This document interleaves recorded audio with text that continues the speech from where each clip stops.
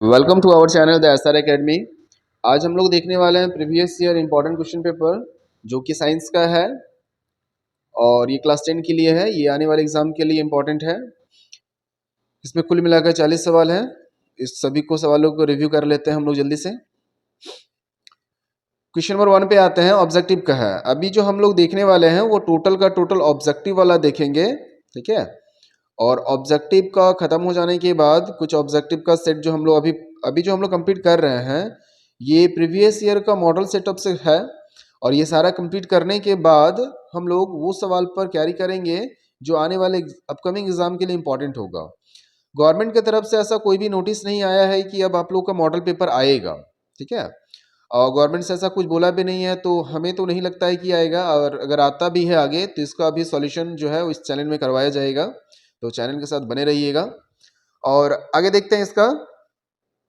पहला सवाल है, दाढ़ी बनाने में किस प्रकार के दर्पण का इस्तेमाल किया जाता है।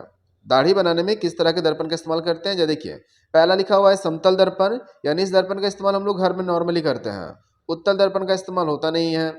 अवतल और इनमें से कोई नहीं, तो इसका जो इस्तेमाल होगा वो अवतल दर्पण का इस्तेमाल किया जाता है दाढ़ी बनाने के लिए, क्योंकि ये आवर्धित प्रतिबिंब बनाता है, सीधा प्रतिबिंब बनाता है, ठीक है। और ये जो है सीधा बनाता है लेकिन आवर्धित नहीं बनाता है, जिस तरह का वस्तु होता है उसी आकार का बनाता है। तो कैजुअली जो हम लोग दाढ़ी बनाने में अवतल दर्पण का इस्तेमाल करते हैं। क्वेश्चन नंबर 2 में आते हैं। 2 में लिखा है, गोलीय दर्पण में फोकस दूरी एवं वक्रता त्रिज्या के बीच क्या संबंध है। अब देखो फोकस दूरी वक्रता त्रिज्या क्या होता है इसको जरा समझिएगा। मान लेते हैं यह एक दर्पण है, देखिए ये मान लेते हैं कि यह जो है एक दर्पण है, ठीक है। और इस पे क्या है, ये इसका मुख्य अक्ष है। तो आप सभी को मालूम होगा इसमें क्या होता है कि इसका सी होता है, वक्रता केंद्र कहते हैं, और इसके एकदम सेंटर में जो है वो एफ होता है जिसे मुख्य फोकस कहते हैं। और सी से लेकर ये पी होता है, इसे ध्रुव कहते हैं। ये वाला जो पॉइंट है ना, ये पॉइंट इसे पी कहा जाता है। तो यहाँ से लेकर यहाँ तक का डिस्टेंस, ये जो टोटल डिस्टेंस होता है उसे वक्रता त्रिज्या कहते हैं, जिसे आर से सिंबलाइज करते हैं। और ये जो छोटा वाला डिस्टेंस होता है इसे एफ कहते हैं, फोकस दूरी कहते हैं। तो यहाँ पे पूछा गया है कि फोकस दूरी क्या संबंध होता है, यानी कि एफ बराबर एफ अगर निकालेंगे तो ये हो जाता है आपका r/2। और इसका एक और फॉर्मूला हो जाता है r = 2f, ठीक है। ये दो फॉर्मूला है। तो मेरे पास ऑप्शन देखते हैं, और इससे न्यूमेरिकल सवाल भी बनता है, ध्यान दीजिएगा। और ये आता ही है। तो बताइए r बराबर f/2, ये r बराबर f/2 नहीं पॉसिबल, क्योंकि r बराबर 2f होना चाहिए। f बराबर r/2, इसमें देखिए ऑप्शन नंबर जो बी है वो सही हो रहा है, ठीक है। यानी ऑप्शन नंबर इसका बी होगा, ठीक है। कोई दिक्कत है? हमें नहीं लगता है कि प्रॉब्लम होना चाहिए, बाकी फिर देखते हैं। ये ऑप्शन नंबर बी हो जाएगा। पेन थोड़ा ज़्यादा पतला हो गया है, ये option number B. Question number 3 पे आते हैं। 3 में लिखा है, प्रकाश के अपवर्तन की क्रिया में कौन सी भौतिक राशि जो है अपरिवर्तित होती है। अपरिवर्तित का मतलब होता है जो नहीं बदलती है, ठीक है। अब जरा देखिए क्या नहीं बदलती है। तो प्रकाश का अपवर्तन, तो प्रकाश का अपवर्तन क्या होता है। अगर हम लोग बात करें प्रकाश का अपवर्तन क्या होता है, पहले इसको समझ लेते हैं कि प्रकाश का अपवर्तन क्या होता है। जब प्रकाश की किरणें एक माध्यम से दूसरे माध्यम में प्रवेश करती है, जब प्रकाश की किरणें एक माध्यम से मान लेते हैं ये एक माध्यम है, नीचे का एक माध्यम है, जैसे मान लेते हैं ये कांच है, ठीक है, ऊपर हवा है। तो जब यहां से प्रकाश की किरणें प्रवेश करेगी, जैसे यहां से प्रकाश की किरणें प्रवेश करेगी तो जाहिर सी बात है सीधी तो जाएगी नहीं, ये अभिलंब होता है बीच में, अभिलंब से ये अभिलंब की ओर झुकेगा ही। तो जब एक माध्यम से दूसरे माध्यम प्रवेश करती है तो कौन सी ऐसी भौतिक राशि है जो अपरिवर्तित रहती है, अर्थात नहीं बदलती है। इसमें 4 ऑप्शन दिया हुआ है। एक में लिखा हुआ है आवृत्ति, वेग, तरंग दैर्घ्य, और इनमें से कोई नहीं है। तो इसका जो आंसर हो जाएगा वो हो जाएगा आवृत्ति। थोड़ा साफ कर देते हैं। तो इसका जो आंसर हो जाएगा वो हो जाएगा आवृत्ति, यानी कि ऑप्शन नंबर 1। दूसरा सवाल है क्वेश्चन नंबर 4 में, अवतल दर्पण में परावर्तन के बाद किरण किस बिंदु से होकर गुजरती है। देखिए अभी जो बताया था ये सारी चीज समझ में आ गया। ये अवतल दर्पण ही है। अगर प्रकाश की किरणें मुख्य अक्ष के समांतर आती है इस प्रकार से, हम सभी को पता है प्रकाश की किरणें अगर समांतर आती है मुख्य अक्ष के, तो टकराने के बाद कहाँ से लौटती है? एफ से लौटती है। देखिए एफ से लौटती है। तो कहाँ से लौट रहा है?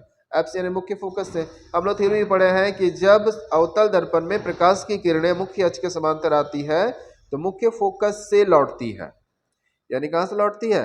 एफ से। छोटा एफ होता है। आगे बढ़ते हैं। किसी दर्पण से, मैंने कोई एक दर्पण है, किसी दर्पण से वस्तु को कहीं भी रखने पर वस्तु के बराबर और सीधा प्रतिबिंब बने। ठीक है, बराबर बनना चाहिए और सीधा प्रतिबिंब चाहिए।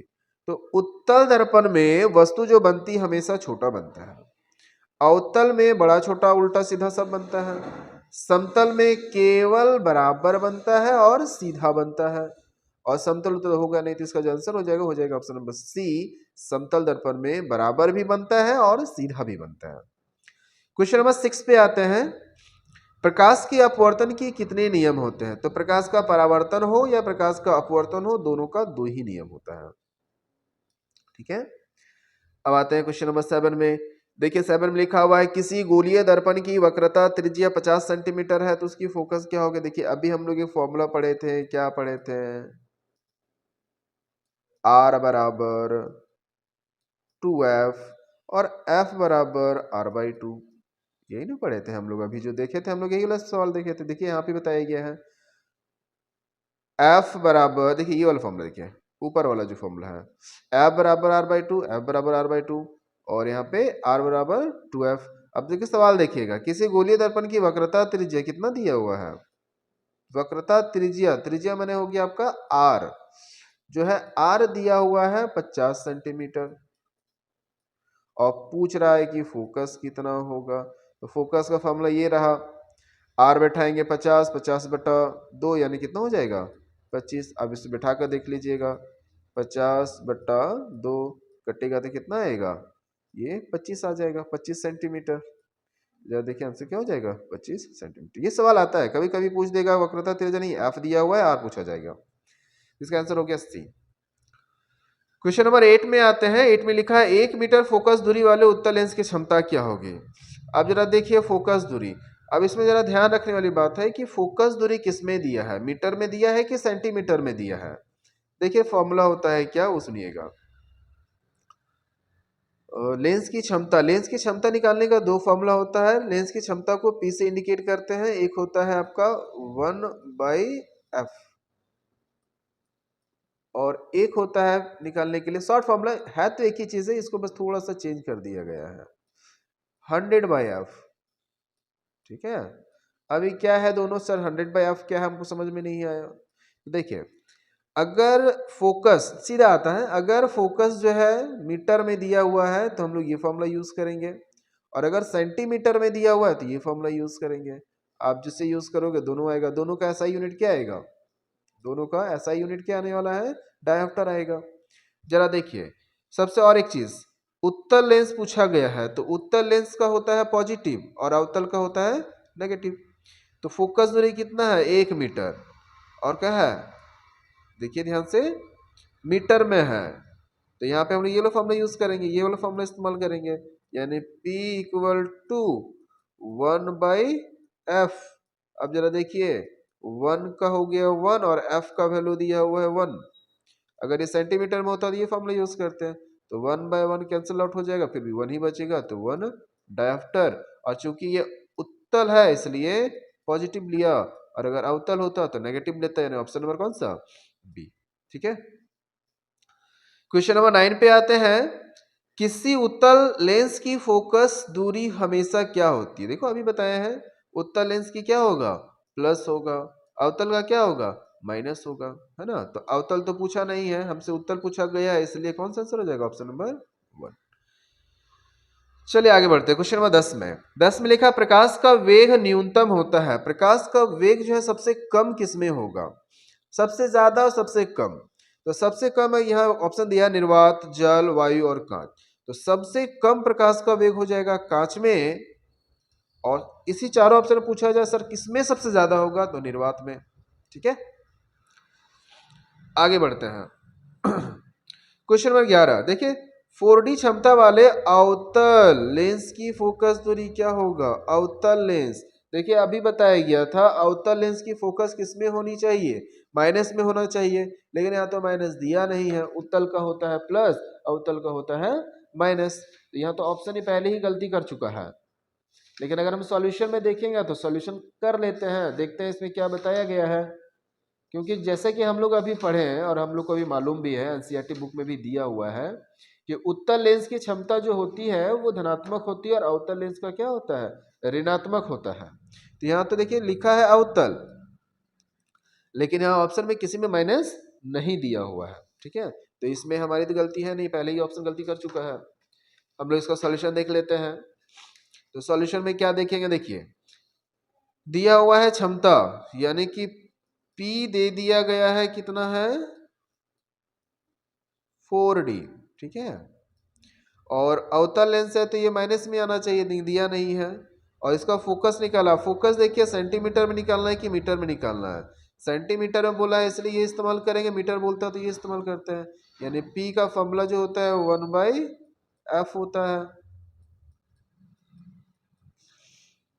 तो ये 100/f इस्तेमाल करेंगे 4D, यानी कि अगर हम चेक करेंगे तो 100/4 इक्वल टू f निकालेंगे तो कितना आ जाएगा? 25। यानी इसको काटने पर जो है वो आपका 25 सेंटीमीटर में आएगा। ठीक है, तो आंसर क्या हो जाएगा? 25 सेंटीमीटर।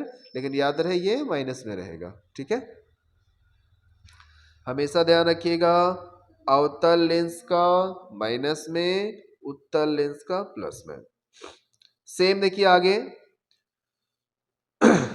फिर से पूछा गया है, किसी उत्तल लेंस की फोकनांतर 50 सेंटीमीटर दिया हुआ है, यानी फोकस दूरी जो है उसका 50 सेंटीमीटर है।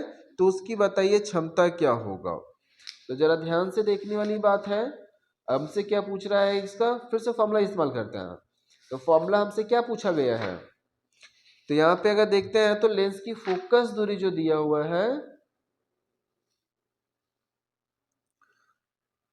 लेंस पहले देखिए लेंस कौन सा दिया है? तो लेंस जो है वो उत्तल लेंस है। तो उत्तल लेंस है तो क्या होना चाहिए? आंसर प्लस में आना चाहिए। पहली चीज तो ये कंफर्म कर लीजिए, उत्तल लेंस है तो उसकी क्षमता हमेशा प्लस में आएगा, और अवतल लेंस है तो उसकी क्षमता माइनस में आएगा। तो उत्तल लेंस दिया हुआ है तो उसकी क्षमता प्लस में आना चाहिए। तो ये दोनों नेगेटिव वाला तो ऐसे ही कैंसिल हो गया, लेकिन हम लोग निकाल लेते हैं फॉर्मूला से। ठीक है, अब फॉर्मूला से निकालते हैं, देखते हैं क्या है। तो हमसे पूछा क्या गया है कि फोकस दूरी दिया है 50। देखिए फोकस दे दिया है f इक्वल टू 50 दिया हुआ है। फोकस दूरी जो दिया हुआ है, अरे पेज चल नहीं रहा है, फोकस दूरी बराबर 50 सेंटीमीटर दिया है। ठीक है, देखिए सेंटीमीटर में दिया हुआ है तो हम लोग कौन सी यूज करेंगे? 100/f। जैसे इस्तेमाल करते हैं 100/f इक्वल टू 50। ये 50 इधर आ जाएगा, f उधर चला जाएगा, यानी कि 100/50 है, और ये हो गया f। काटने पर आएगा 2/after इक्वल टू f, क्योंकि प्लस में आएगा तो 2 हो जाएगा इसका आंसर। आगे, प्रकाश का वेग सर्वाधिक होगा। सर्वाधिक का मतलब सबसे ज्यादा होगा। इसमें कांच में तो नहीं होगा, पानी में, हवा में, निर्वात में। तो हवा निर्वात जो होते हैं दोनों में निर्वात हो जाएगा, जिसमें पानी सही प्रकाश का वेग सबसे स्पीड होता है। आगे बढ़ते हैं। क्वेश्चन नंबर 14 में लिखा है, दिए गए परिक्रम में कौन ऊष्माक्षेपी अभिक्रिया है? ऊष्माक्षेपी अभिक्रिया किसे कहते हैं? वैसी रासायनिक अभिक्रिया जिसमें ऊष्मा निकलती है उसे ऊष्माक्षेपी अभिक्रिया कहते हैं, और जिसमें ऊष्मा की आवश्यकता होती है उसे ऊष्माशोषी कहते हैं। तो यह 4 ऑप्शन दिया है, इसमें से हो जाएगा श्वसन, जो ऊष्माक्षेपी अभिक्रिया है। सवाल भी पूछा जाता है सब्जेक्टिव में कि श्वसन को ऊष्माक्षेपी अभिक्रिया क्यों कहता है। ठीक है, चिप्स के पैकेट विकृत गंधिता से बचने के लिए कौन सी गैस का इस्तेमाल किया जाता है? तो विकृत गंधिता क्या होता है? जब भी तेल से बनी हुई चीज़ों को हवा के संपर्क में रखा जाता है तो उसका स्वाद और गंध में परिवर्तन हो जाता है, जिसे हम लोग विकित गंधिता कहते हैं। और इसे बचाने के लिए उसके पैकेट में नाइट्रोजन गैस का इस्तेमाल किया जाता है। हम लोग जो चिप्स के पैकेट खरीदते हैं, कोई भी पैकेट, तो उसमें देखिएगा कि आपको हवा भरा हुआ रहता है। हम लोग कहते हैं कि उसमें हवा भरा हुआ है, हवा ही दे देता है, हवा कम रहता, सामान ज़्यादा रहता है। तो अगर ऐसा रहेगा तो फिर वो सामान खाने लायक ही नहीं बचेगा। आगे बढ़ते हैं। जंग लगना किस प्रकार की अभिक्रिया है? तो जंग लगना जो है वो संयोजन अभिक्रिया है, क्योंकि यह दो अभिक्रिया करने के बाद जिंक ऑक्साइड की एक परत बनाती है। ठीक है, आगे बढ़ते हैं। लिखा है दिए गए अभिक्रिया में कौन सा उपचयन दो चीजें ध्यान रखिएगा, उपचयन और अपचयन। अपचयन का मतलब होता है ऑक्सीजन की कमी होना, और उपचयन का मतलब होता है ऑक्सीजन की वृद्धि होना। तो इस इक्वेशन को देखिए ध्यान से और बताइए कहाँ पर ऑक्सीजन की वृद्धि हो रही है। तो हमें तो यहाँ पे जो है ऑक्सीजन की वृद्धि है जो कि आपका सी में देखिए पहले नहीं है, लेकिन सीओ में बढ़ गया है। तो ऑक्सीजन की वृद्धि कहाँ हो रहा है? सीओ में हो रहा है। क्वेश्चन नंबर 18 पर आते हैं। दिए गए कौन से समीकरण में संतुलित है? यहाँ पे देखिए 4 ऑप्शन दिया हुआ है और हमसे पूछा गया है कि बताइए इस चारों में संतुलित कौन है। तो संतुलित का मतलब होता है कि दोनों तरफ बराबर। जरा गिनते हैं। ऑप्शन नंबर डी को पहले चेक करते हैं। यहाँ देखिए Cu जो है वहाँ पे 2 है लेकिन यहाँ पे नहीं है। ऑक्सीजन भी 2 है लेकिन यहाँ पे नहीं, यानी कि ये संतुलित नहीं है। इसमें खोजते हैं। तो इस एरो की इधर देखिए एल्यूमिनियम जो है 4 है, लेकिन इधर देखिए तो 2 ही है। ऑक्सीजन देखिए 4, 2 दूनी 4 है लेकिन यहाँ पे नहीं है, तो ये भी नहीं है। इसमें देखते हैं H2, H जो है वो 2 गो है लेकिन H यहाँ पे कितना है? 4 गो है। तो ये और ऑक्सीजन 2 है, तो वो भी ऑक्सीजन जो है इसमें 2 है, लेकिन हाइड्रोजन यहाँ पे बराबर नहीं है।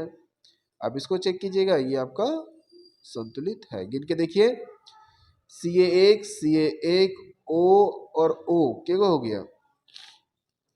यहाँ से 2 और यहाँ 2 4, यहाँ पे कितना हो गया? तो इसमें कुछ, हाँ 3 और 1 4, यानी ऑप्शन नंबर ए जो है वो ठीक है। आगे बढ़ते हैं। क्वेश्चन नंबर 20 में बोल रहा है दिए गए चित्र में कौन सी अभिक्रिया हो रही है? देखिए यहाँ पे Pb जो है CuCl के साथ अभिक्रिया कर रही है और इसमें से Cu को विस्थापित कर रही है और Cu की जगह पे खुद घुस जा रही है। देखिए ये एक अधिक अभिक्रियाशील धातु है, जैसे कि हम क्लास में भी बताते थे। ये अधिक पावरफुल धातु है, माने ज़्यादा ताकतवर आदमी है। ये कम ताकतवर आदमी है जो अपने घर परिवार के साथ बैठा हुआ है बेचारा। ये आता है सीधा और इसके पास बोलता है कि सुनो हम तुम्हारा घर घुस रहे हैं, तुम मेरे पास से हट जाओ, मेरे बाल बच्चों को रख लो। ये आता है जब Pb जबरदस्ती आया, इसका बाल बच्चा के साथ रह गया, यानी कि PbCl2 के साथ रह गया और इसको बोल दिया तुम निकलो बाहर। तो हम लोग जानते हैं डेफिनेशन अगर देखे हैं तो वैसी रासायनिक अभिक्रिया जिसमें अधिक अभिक्रियाशील धातु कम अभिक्रियाशील धातु को उसके यौगिक से विस्थापित कर देती है, तो इस प्रकार की अभिक्रिया को क्या कहता है? विस्थापन अभिक्रिया कहता है। ठीक है, तो ऑप्शन नंबर क्या हो जाएगा? Option number D. चलिए क्वेश्चन नंबर 20 पे आते हैं। दिए गए पदार्थ में कौन गंधीय सूचक है? गंधीय सूचक क्या होता है? सूचक किसे कहते हैं? सूचक वैसा पदार्थ होता है जो अम्ल और क्षारक की प्रकृति को बताता है। और पूछा गया गंधीय सूचक यानी स्वाद के हिसाब से कौन ऐसा बता दे कि अम्ल है और क्षारक है, तो इसमें से आंसर हो जाएगा इसका प्याज। ठीक है, अगला सवाल आते हैं। हड्डियों को जोड़ने के लिए डॉक्टर किस लवण का इस्तेमाल करता है? हम लोग देखते हैं घर में प्लास्टर करवाते हैं, या हड्डी जब हमारा पैर टूट जाता है या क्रैक हो जाता है तो उस टाइम पे पैर में एक प्लास्टर चढ़ाया जाता है। वो पहले तो होता है सॉफ्ट लेकिन धीरे धीरे क्या हार्ड हो जाता है। ठीक है, तो ये जो है प्लास्टर ऑफ पेरिस है, जिसका फॉर्मूला होता है CSO4 हाफ H2O। आगे बढ़ते हैं। विरंजक चूर्ण का सूत्र क्या है? तो विरंजक चूर्ण जो चूर्ण होता है उसका सूत्र CaOCl2 कैल्शियम ऑक्सीक्लोराइड। ठीक है, ये जो इक्वेशन में दिया है चित्र में, ये जो चित्र दिया हुआ है इस चित्र में ये कौन सी अभिक्रिया को दिखाता है? तो अगर आप देखिएगा एनसीईआरटी बुक का चैप्टर 1 खोलिएगा, पेज नंबर जो है लगभग 7-8 के बीच में आपको ये डायग्राम दिख जाएगा, सेम है। और इसमें क्या दिखाया गया है कि इलेक्ट्रिसिटी पास किया गया है और जल को तोड़ा गया है।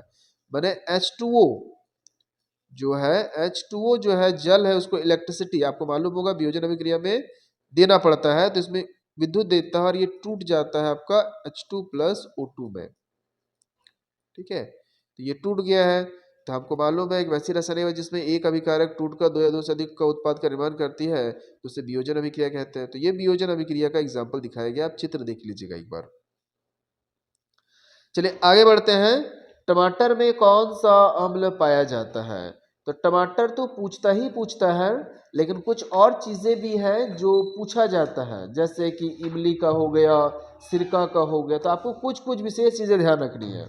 जैसे हमसे अभी पूछा गया है कि सर टमाटर में कौन सा अम्ल पाया जाता है? टमाटर में जो है ऑक्जेलिक अम्ल पाया जाता है। ऑप्शन नंबर डी हो जाएगा। ऑप्शन के हिसाब से देखा जाए तो टमाटर में जो है वो ऑक्जेलिक अम्ल पाया जाता है, लेकिन हमसे पूछा जाता है कभी कभी सिरका, संतरा, इमली, नींबू, चींटी का डंक, नेटल का डंक या दही, खट्टा दूध या दही। तो जरा ध्यान से सुन लीजिएगा।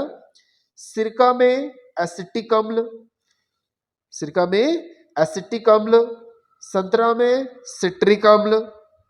ठीक है, ये जो एसिटिक अम्ल दिखा रहा है फर्स्ट वाला, ये सिरका में पाया जाता है, ये जो है सिरका में पाया जाता है।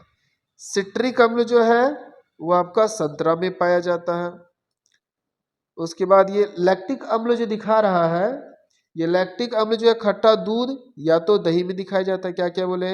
ये आपका सिरका, संतरा, खट्टा दूध या दही, और ये है आपका टमाटर। ठीक है, इसके साथ ही साथ इमली पूछ दिया जाता है, टार्टरिक अम्ल होता है। नींबू में भी, सॉरी नींबू कह रहे हैं, हाँ नींबू में सिट्रिक अम्ल बता दिए। चींटी का डंक जो होता है मैथेनोइक अम्ल होता है। तो आपको कुछ कुछ विशेष चीजें ध्यान रखना होगा, जैसे सिरका का एसिटिक, संतरा का सिट्रिक, इमली का टार्टरिक, टमाटर का ऑक्जेलिक, खट्टा दूध या दही लैक्टिक, नींबू सिट्रिक, चींटी और नेटल का डंक दोनों का मैथेनोइक अम्ल। तो ये आपको थोड़ा याद रखना है। क्वेश्चन नंबर 25 पे आते हैं। तनुकरण करने की प्रक्रिया में, यानी तनुकरण प्रक्रिया क्या होती है? तनुकरण का मतलब होता है कि किसी भी विकर्ण में पानी भरा हुआ है और उसके अंदर अम्ल को मिलाना, उसके अंदर क्या करना? अम्ल को मिलाना। तो क्या रहा है कि इसमें क्या होता है? तो इसमें ऑप्शन नंबर हो जाएगा सी आपका, H प्लस आयन की सांद्रता बढ़ती है और OH माइनस आयन की सांद्रता घटती है। माने कि H प्लस आयन की सांद्रता इसमें क्या होता है? बढ़ जाता है। क्वेश्चन नंबर 26 पे आते हैं। निम्नलिखित में से कौन सी जो अभिक्रिया है वो वियोजन अभिक्रिया का एग्जाम्पल दिखाता है? ठीक है, तो वियोजन का तो दिखाता है, लेकिन प्रकाशीय वियोजन, अर्थात इसमें वियोजन अभिक्रिया है, तो वियोजन अभिक्रिया देखिए फर्स्ट वाला, सेकंड वाला, थर्ड वाला जो एग्जांपल दिया है वियोजन अभिक्रिया है, लेकिन ये लास्ट वाला वियोजन अभिक्रिया नहीं है। ठीक है, तो आपसे पूछा गया है कि बताइए इस तीनों जो दिया हुआ है, इस तीनों में वियोजन अभिक्रिया का एग्जाम्पल में से कौन प्रकाशीय है? तो जरा देखिए, तीनों समझ लीजिए। प्रकाशीय का मतलब उसमें ऊर्जा देना पड़ता है। CaOCl2 में क्या है? इसमें ऊर्जा देना पड़ता है ऊष्मा के रूप में। किसमें? ऊष्मा, हीटिंग दिया जाता है। इसमें जो ऊर्जा दी जाती है H2O को तोड़ने में, वो विद्युत दिया जाता है। ठीक है, और जो फर्स्ट वाला है इसमें दिया जाता है प्रकाश, सूर्य का प्रकाश। तो हमसे पूछा गया है प्रकाशीय, तो प्रकाश किसमें दिया जाता है? फर्स्ट वाला में, यानी ऑप्शन नंबर 1 हो जाएगा। अगर पूछा जाता विद्युत के रूप में तो सेकंड हो जाता है, और ऊष्मा के रूप में थर्ड हो जाता है। लास्ट वाला तो वियोजन अभिक्रिया है ही नहीं। ठीक है, क्वेश्चन नंबर 27 पे आते हैं। अमीबा अपने किस अंग से भोजन ग्रहण करता है? उसे कूटपाद कहता है। अमीबा कोई डायग्राम नहीं होता, जिस अंग से वो भोजन ग्रहण करता है उसे कूटपाद कहता है। आगे बढ़ते हैं। पाचन प्रक्रिया में वसा का इम्लेसीकरण कौन करता है? ठीक है, पाचन प्रक्रिया में, पाचन प्रक्रिया इम्लेसीकरण जो होता है वो पित्त करती है। ठीक है, एक बार इस सवाल को मिला लीजिएगा, इसका आंसर जो है पित्त होना चाहिए। निम्नलिखित में से किस जीव में स्वपोषी पोषण होता है? तो देखिए, अमरबेल दूसरे के पर आश्रित होता है, अमरबेल का लत पाया जाता है, दूसरे पर निर्भर होती है। कवक भी और अमीबा भी। तो इसका आंसर क्या हो जाएगा? आम एग्जाम्पल दे दिया है। मानव हृदय में कितने कोष्ठक होते हैं? मानव हृदय 4 भागों में बटा होता है। अलिंद और नीला जिसे दायां और बायां करके बटा हुआ होता है। श्वसन वर्णक किसे कहा जाता है? तो श्वसन वर्णक जो है क्लोरोफिल को कहा जाता है। फटाफट आंसर देख लेते हैं। उत्सर्जन तंत्र की क्रियात्मक इकाई क्या है? तो विकाणु होती है। क्वेश्चन नंबर आते हैं आपका 33 पर। 33 में पूछा गया है कि बताइए कि वृक्क की क्रियाशीलता कम होने पर रक्त को शरीर से बाहर निकालने की प्रक्रिया को क्या कहलाता है? मतलब क्षारण प्रक्रिया क्या कहते हैं? इससे आंसर होता है अपोहन। ठीक है। क्वेश्चन नंबर 24 पे आते हैं। जनन की मूल घटना क्या है? तो इसका आंसर होगा डीएनए की प्रतिकृति बनना। आगे बढ़ते हैं। क्वेश्चन नंबर 25 पूछा गया है। ये जो 25 है ये आपका डायग्राम बेस्ड सवाल है। तो आपको डायग्राम को देखिए और बताइए किस प्रकार का जनन है। ठीक है। तो इसमें जो डायग्राम है कुछ कुछ और भी डायग्राम जो है वो पूछा जाता है। हम आपको एनसीईआरटी बुक का जो है पेज नंबर भी बता देते हैं, कौन कौन से पेज नंबर में जो है ये दिया हुआ है, जिससे क्या होगा कि आप जाकर और भी देख सकते हो। नहीं तो आप चैप्टर 6 या 7 खोलिएगा, आपको दिख जाएगा कि कौन कौन सा आपका है जिसमें मुकुलन, बहुखंडन, कुछ कुछ का डायग्राम दिया रहता है, पुनरुद्भवन। तो इसमें जो ये दिया हुआ है, ये डायग्राम जो बना हुआ है वो बहुखंडन का दिखाता है। इसे प्लाज्मोडियम कहते हैं। ये प्लाज्मोडियम में दिखाया गया है बहुखंडन की विधि। ठीक है। और हम तो बोलेंगे कि आप लोग एक बार क्या करना कि बुक में से डायग्राम बेस्ड जो सवाल होगा उसे आप देख लीजिएगा किस प्रकार की क्रिया होती है। इसमें 2-3 ही है, ज़्यादा नहीं है। नर युग्मक तथा मादा युग्मक के संलयन को क्या कहते हैं? निषेचन कहते हैं। ठीक है। लड़कों में यौना आरंभ यानी यौनावस्था के लक्षणों का नियंत्रण कौन सा हार्मोन करता है? देखिए 4 हार्मोन दिया हुआ है। टेस्टोस्टेरोन और इंसुलिन है। और उसके बाद देखिए 4 ऑप्शन बना हुआ है, तो इसका आंसर जो हो जाएगा ऑप्शन नंबर 1 होगा। आगे बढ़ते हैं। सौर स्थिरांक का मान कितना होता है? सौर स्थिरांक का जो मान होता है वो 1.4, ऑप्शन नंबर 1 हो जाएगा। और लास्ट आते हैं आपका जैव गैस का प्रमुख घटक क्या है? एक बार आप 38 वाला सवाल को चेक कर लीजिएगा। ये क्वेश्चन जो है यही होने चाहिए, 1.4 ही होना चाहिए। क्वेश्चन 39 पे आते हैं। जैव गैस का प्रमुख घटक क्या है? कार्बन डाइऑक्साइड, नाइट्रोजन, ऑक्सीजन या मीथेन? तो इसका आंसर जो होगा वो मीथेन हो जाएगा। क्वेश्चन नंबर 40 पूछा गया है कि महासागरीय तापीय ऊर्जा प्राप्त करने के लिए महासागर के पृष्ठों के जल का ताप और 2 मीटर की गहराई के ताप में कितना डिग्री का अंतर होना चाहिए? तो इसका जो आंसर होगा वो हो जाएगा आपका 20 डिग्री का। तो हम लोग जो है टोटल मिलाकर 40 सवाल देखें। अगर इसमें से कोई भी सवाल में अगर किसी को कोई कन्फ्यूजन हो या किसी को कुछ पूछना हो या मेरे बताए हुए में से किसी को लगता है कि सर ये आंसर नहीं होना चाहिए, ये होना चाहिए, तो एक बार आप लोग कमेंट कर दीजिएगा, हम उसे ज़रूर देख लेंगे। ऐसे भी आपके सभी जितने भी कमेंट्स करते हैं वो सारा कमेंट्स जो है वो हम देखते ज़रूर हैं और उसी बेसिस पर हम काम भी करते हैं। अगला जो वीडियो है इसका दूसरा पार्ट होगा जिसमें आप लोग को और भी ऑब्जेक्टिव के बारे में कराया जाएगा। तो चैनल के साथ बने रहिएगा, आपका पूरी तैयारी करवा दी जाएगी।